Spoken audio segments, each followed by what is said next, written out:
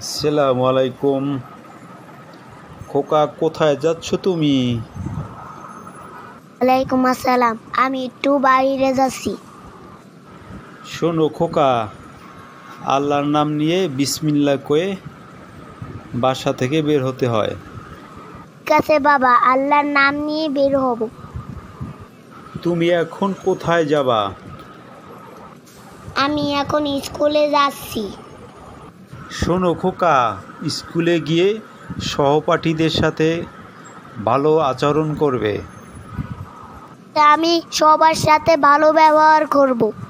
শোনো, সৎসঙ্গ স্বর্গবাস, সত্যবাদীদের সাথে চলাফেরা করতে হয়। অসৎ মানুষ থেকে দূরে থেকো।